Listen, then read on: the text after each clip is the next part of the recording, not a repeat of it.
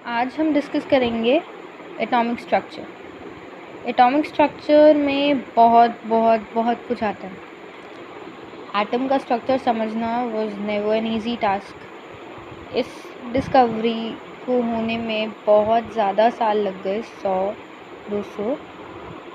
कितनी देर से साइंटिस्ट ये पता करने की कोशिश में थे कि ये चीज़ क्या है एटम, या मतलब बड़ी देर बाद समझ आई कि एटम में क्या क्या चीज़ें होती हैं और कैसे अरेंज्ड होती हैं।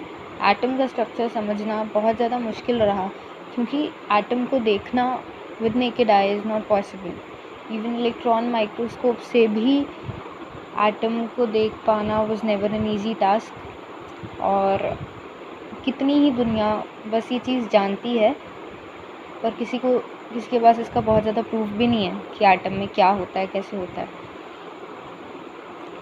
तो जब हमें ये बात का पता लगा पुराने टाइम में, साइंटिस्ट को इस बात की कंफर्मेशन हुई कि स्मॉलेस्ट यूनिट किसी भी चीज़ का एटम ही होता है, सबसे छोटा यूनिट, और उसको तोड़ा नहीं जा सकता।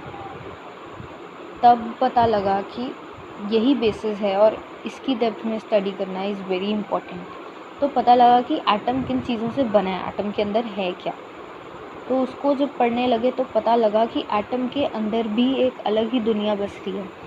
एटम के अंदर भी इलेक्ट्रॉन्स, प्रोटॉन्स, न्यूक्लियस, पता नहीं कि कैसे होते हैं, कैसे अरेंज्ड होते हैं, इस चीज़ की डिस्क्रिप्शन का कोई आइडिया नहीं था। वो आइडिया लगाने के लिए बहुत ज़्यादा साइंटिस्ट ने बहुत ज़्यादा मेहनत करी और अलग अलग मॉडल सामने आए। सबसे पहले जे थॉमसन ने अपना मॉडल दिया। क्या सीरीज़ कुछ इस तरह से चली, इलेक्ट्रॉन्स की डिस्कवरी हुई, प्रोटॉन्स की डिस्कवरी हुई, जे थॉमसन ने मॉडल दिए, रदरफोर्ड ने मॉडल दिए, न्यूक्लियस की डिस्कवरी हुई, फिर आया बोहर एटॉमिक मॉडल, फिर उनका वेव मैकेनिकल मॉडल आया, ठीक है, जैसे डी ब्रॉगली का कॉन्सेप्ट आया, फिर क्वांटम नंबर्स आए। तो सबसे पहले क्या हुआ, जे थॉमसन ने अपना मॉडल दिया। जे थॉमसन का मॉडल क्या था? पाई पुडिंग मॉडल था। वो क्या कहता था कि जो एटम का स्ट्रक्चर है वो एक पाई पुडिंग की तरह होता है, कि मतलब ये सारा पॉजिटिव चार्ज है और इस पर जैसे पुडिंग में लगे होते हैं ना, ठीक है, रीजन्स टाइप्स, ऐसे करके इलेक्ट्रॉन्स लगे होते हैं, बाकी सारा पॉजिटिव चार्ज ही होता है, ऐसा जे थॉमसन ने बताया। पर ऑब्वियसली अब हमें आज के टाइम में तो बिल्कुल क्लियरली पता है कि ऐसी कोई कहानी है नहीं।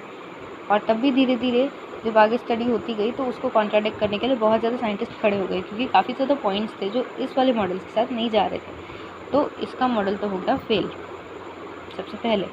इसके बाद जो साइंटिस्ट सामने आए वो थे रदरफोर्ड। उन्होंने क्या किया, अगला मॉडल उन्होंने दिया। उनके मॉडल के बाद उन्होंने क्या करा था, गोल्ड की एक थिन फॉइल ली थी, उससे अल्फ़ा रेज को स्कैटर कराया था, और जब स्कैटर कराया तो पता लगा कि कितनी ही रेज ऐसे ही चली जाती हैं। तो वो टकराती ऑब्वियसली बहुत कम टकरा रही, बहुत ही कम वापस आ रही थी, और मोस्ट ऑफ देम वो पासिंग बाय एज इफ कि वहाँ कुछ है ही नहीं। तो ये पता लगा कि जब वो चीज़ें एटम से क्रॉस हो रही हैं तो एटम में कितनी ज़्यादा जगह खाली है, और क्योंकि अल्फ़ा रेज जो होती हैं खुद ब खुद भी पॉजिटिव होती हैं, तो अगर वो वापस आ रही हैं उन्हें ज़रूर कोई पॉजिटिव चीज़ उनसे बचकर उन्हें वापस ला रही है। There is something positive that is very small and concentrated. उससे हमें बहुत सारी बातें पता चली कि एक एटम में most of the space is empty, और जो भरी हुई स्पेस होती है वो बिल्कुल बीच में पॉजिटिव होती है, बहुत ही थोड़ी सी। तो इस तरह से हमें पता लगने लगा कि इलेक्ट्रॉन्स स्कैटर हुए होते हैं इधर इधर, और most of the space atom में खाली होती है, पॉजिटिव पार्ट कंसंट्रेटेड होता है। इससे हुई न्यूक्लियस की डिस्कवरी। फिर हमें ये पता लग गया कि इलेक्ट्रॉन्स होते हैं, प्रोटॉन्स होते हैं, न्यूक्लियस होता है, न्यूक्लियस में पॉजिटिव चार्ज होता है, तो प्रोटॉन्स जो होते हैं वो न्यूक्लियस में होते हैं, ठीक है। फिर आया बोहर का एटॉमिक मॉडल। बोहर ने अपना मॉडल दिया जिसमें उन्होंने अरेंजमेंट की बात की, अरेंज कैसे हुए होते हैं ये सारे। तो ये भी बहुत इम्पॉर्टेंट इन्फॉर्मेशन रही। बोहर ने बताया कि जो इलेक्ट्रॉन्स होते हैं वो सर्कुलर ऑर्बिट्स में रिवॉल्व करते रहते हैं अराउंड द न्यूक्लियस, जिसमें कि पॉजिटिव चार्ज है। बोहर ने ये बात बताई, और यही अरेंजमेंट नील्स बोहर के आने पर ही पता लगा था, ठीक है। बट इसमें भी ऑब्वियसली ड्रॉबैक्स रहे थे, तब रदरफोर्ड का मॉडल कैंसिल हो जाने के बाद बोहर का मॉडल भी कैंसिल हो गया। इन मॉडल्स को अलग अलग हम अलग से समझ सकते हैं। बोहर ने ये बात कही थी कि इलेक्ट्रॉन्स जो होते हैं वो सर्कुलर ऑर्बिट्स में अरेंज्ड होते हैं और वहीं पे घूमते जाते हैं। बट बात जो थी समझने वाली वो ये थी कि अगर वो सर्कुलर ऑर्बिट्स में रिवॉल्व करते हैं और उनके पास अपनी एनर्जी होती है, तो रिवॉल्व करते एक दिन वो न्यूक्लियस में ही फॉल कर जाएंगे अपनी एनर्जी लूज़ करते हुए। और अगर न्यूक्लियस में इलेक्ट्रॉन्स फॉल कर गए, पॉजिटिव और नेगेटिव कोइंसाइड हो गए, एटम की एग्जिस्टेंस रहेगी नहीं, एटम ख़त्म, कहानी वहीं पे ख़त्म हो गई, एग्जिस्टेंस ही ख़त्म हो गई। तो ये भी मॉडल फेल हो गया। फिर आया वेव मैकेनिकल मॉडल, जो बोहर के मॉडल में ही थोड़ी सी इम्प्रूवमेंट थी। उससे हमें पता लगा कि इलेक्ट्रॉन्स एग्जैक्टली अरेंज कैसे होते हैं एक एटम में। और फिर फिलिंग ऑफ इलेक्ट्रॉन के रूल्स आए, जो कि पॉली ने दिए, होन्स ने दिए, और उन्हीं के रूल्स को फॉलो करते हुए फिलिंग ऑफ इलेक्ट्रॉन्स समझी जाती है। अभी हम डिस्कस करेंगे कि रदरफोर्ड मॉडल था क्या। ये मॉडल आया जे थॉमसन के मॉडल के फेल होने के बाद, क्योंकि जे थॉमसन ने बहुत ही वेग सी बात कही थी जो शायद स्टार्ट के लिए was okay but it was not reliable later on. उन्होंने कहा था कि जो एटम होता है वो इस तरीके से होता है कि सारा का सारा स्पेस पॉजिटिवली चार्ज होता है और उसके ऊपर इलेक्ट्रॉन्स एम्बेडेड होते हैं, जैसे पाई पुडिंग में रेजिन्स एम्बेडेड होते हैं। तो ये मॉडल कुछ देर तक चला बट उसकी ऑब्वियसली बहुत ज़्यादा प्रॉब्लम्स आई, क्योंकि ये रियल एटम के मॉडल को ज़रा सा भी सेटिस्फाई करने के लिए केपेबल नहीं था। उसके बाद आया रदरफोर्ड मॉडल, जिसने डिस्कवरी ऑफ एटम में बहुत बड़ा रोल प्ले किया। रदरफोर्ड मॉडल आने से पहले रदरफोर्ड का एक्सपेरिमेंट डिस्कशन में आता है कि उस एक्सपेरिमेंट में क्या हुआ, किसने किया। गीगर और मार्जन रदरफोर्ड के 2 स्टूडेंट्स रह चुके हैं जिन्होंने एक्सपेरिमेंट एक्चुअली परफॉर्म किया था, बट क्योंकि रदरफोर्ड के अंडर थे तो उसका टाइटल सारा यही ले जाते हैं।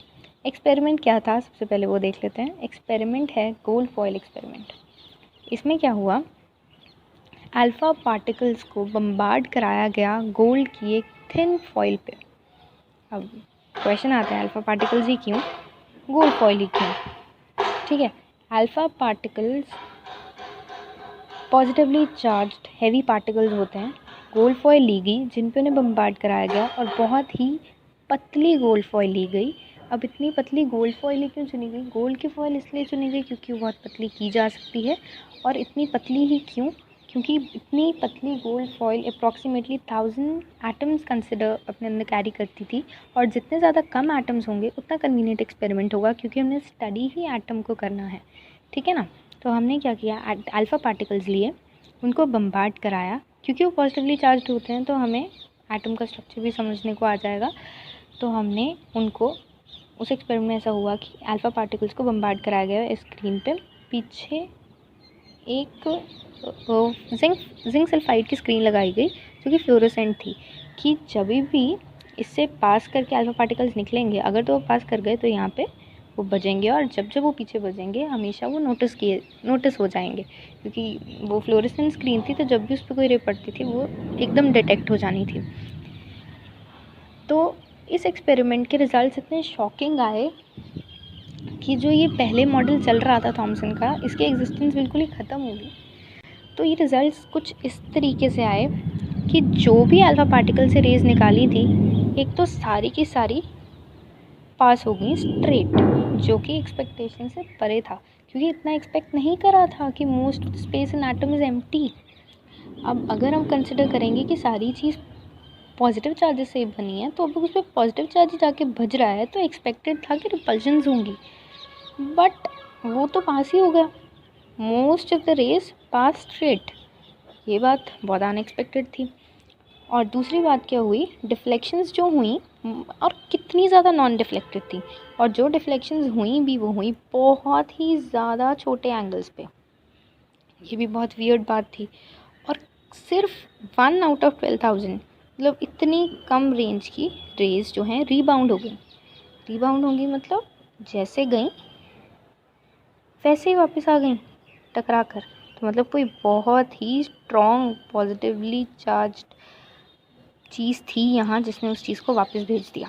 तो ये थी ऑब्जर्वेशंस जो इस एक्सपेरिमेंट से हमने पता किया कि हाँ भाई ऐसा हो रहा है, रिजल्ट्स निकले। उसके बाद हमने कंक्लूजन्स क्या ड्रॉ की। अब क्योंकि पहले तो सारी की सारी रेस स्ट्रेट पास हो गई, तो हमने ये कंक्लूड किया कि स्पेस एटम में कितनी ज़्यादा स्पेस खाली होती होगी, तभी तो कितनी ज़्यादा स्ट्रेट ही पास कर गई, है ना। दूसरा हमने कंक्लूड करा कि पॉजिटिव चार्ज बहुत ही छोटी सी स्पेस ऑक्यूपाई करता है, क्योंकि बिल्कुल कई रेज डिफ्लेक्ट हुई और छोटे एंगल्स से वापस आ गई, ठीक है। और तीसरी कंक्लूजन क्या हुई, जो पॉजिटिव मास है वो कंसंट्रेटेड है बड़े ही छोटे से वॉल्यूम में, बाकी सारी स्पेस एम्प्टी जाती है, जो पॉजिटिव मास है बहुत छोटी सी जगह में कंसंट्रेटेड है। तो ये 3 मेन कंक्लूजन्स निकले इन 3 रिजल्ट से। पास हो गई स्ट्रेट, उससे हमें पता चला most of space is empty. Non deflected गई एंगल से हमें पता चला positive charge occupies very little space. Rebound होंगी, जो हमें पता लगा कि जो पॉजिटिव मास है वो बड़े ही छोटे से वॉल्यूम में कंसंट्रेटेड है। अब ये कंक्लूजन्स और रिजल्ट्स के बाद हमें ये पता, हमने रदरफोर्ड का मॉडल डिस्कस करना है। तो ये जब कंक्लूजन निकल गए तो रदरफोर्ड ने अपना मॉडल दिया। उस मॉडल में रदरफोर्ड ने बताया कि एटम में एक न्यूक्लियस होता है, वो न्यूक्लियस पॉजिटिवली चार्ज होता है, बहुत ज़्यादा डेंस और हार्ड होता है और बहुत ज़्यादा छोटा होता है as compare to the entire atom.